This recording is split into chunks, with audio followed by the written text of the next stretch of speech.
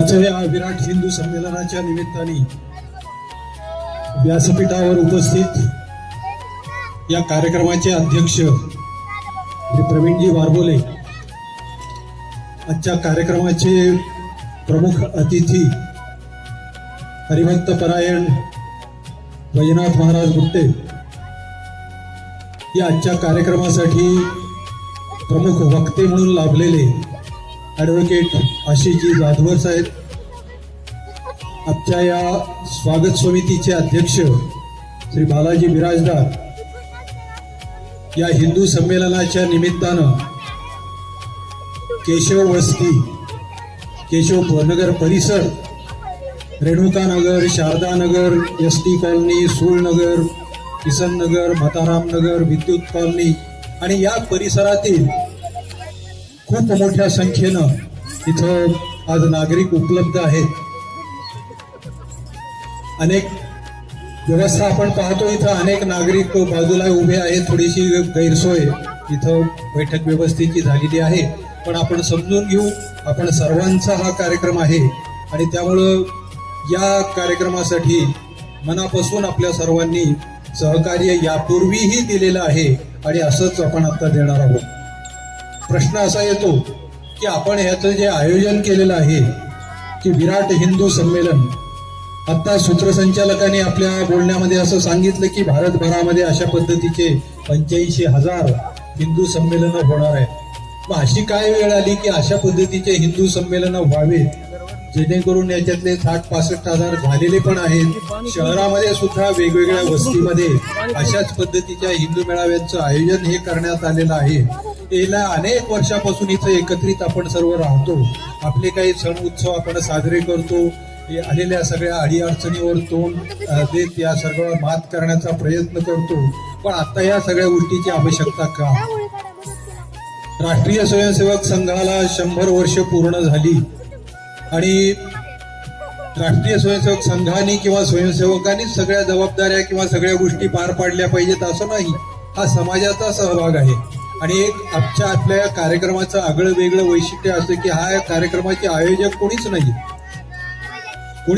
याचा अर्थ आपण सर्वजण आहोत. सकल हिंदू समाज आजवर जे कार्यक्रम जिथं होत आहे ते सकल हिंदू म्हणून या ठिकाणी एकत्र येत आहे.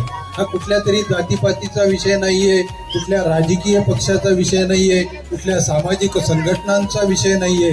मी हिंदू आहे तर मी या सगळ्या गोष्टीमध्ये आयोजक आहे. म्हणजे हिंदू म्हणून विचार करत असताना आपल्या समोर येणारी जी संकट आहे, या संकटामध्ये त्याचा जाब कोणाला विचारायचा आहे तो हिंदूंना विचारायचा आणि तो मी हिंदू आहे तर तो जाब मला विचारला जाईल. म्हणजे मी प्रत्येक गोष्टीमध्ये मी जबाबदार आहे अशी भावना ज्यावेळेस प्रत्येकाच्या मनामध्ये निर्माण होईल तेव्हा तशा पद्धतीची भूमिका ही आपली असेल.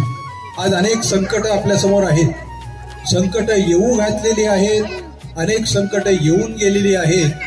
अनेक युगानयुगे, शतकानशतके आपण ह्या हिंदुस्थानमध्ये राहतो, भारतामध्ये राहतो, स्वतःला भारतीय म्हणवतो, हिंदुस्थानी म्हणवतो, पण त्या पद्धतीची भूमिका किंवा आपलं आचरण, व्यवहार, वर्तन हे असतं का हे आता बघण्याचा किंवा याचा विचार करण्याचे म्हणजे अंतर्मुख होण्याची वेळ आज ही आलेली आहे. आणि ही सामाजिक स्थितीचा मध्ये जो बदल तो घडणार आहे त्यामध्ये आपण सर्वजण सक्षमतेनं या सगळ्या गोष्टींना तोंड देण्यासाठी हे पुढे येणार आहोत. आणि एक सुसंघटित अशा पद्धतीची शक्ती की भारतामध्ये आज आपण असं पाहतो की भारताचं नाव, हिंदुस्थानचं नाव गेल्या हजारो वर्षापासून संपूर्ण जगभर गाजत आहे.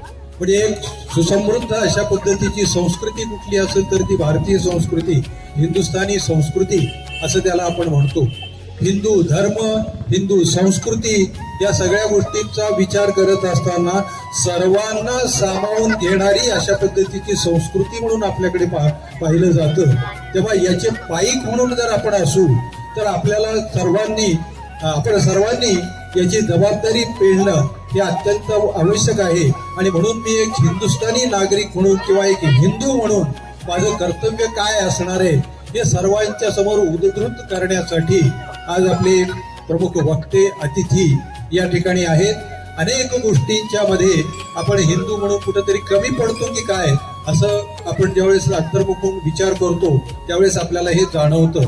तेव्हा ह्या सगळ्या गोष्टींची उजळणी करण्यासाठी आणि आपली पुढची कार्यदिशा आणि एक जबाबदार हिंदू म्हणून माझ्या पुढच्या सगळ्या जबाबदाऱ्या मी कशा पद्धतीनं पार पाडल्या पाहिजे आणि माझी वागणूक कशा पद्धतीनं असली पाहिजे, माझं वर्तन कशा पद्धतीनं असलं पाहिजे हे आपल्या समोर पोहोचवण्यासाठी म्हणून आपल्या ह्या विराट हिंदू संमेलनाचं आयोजन.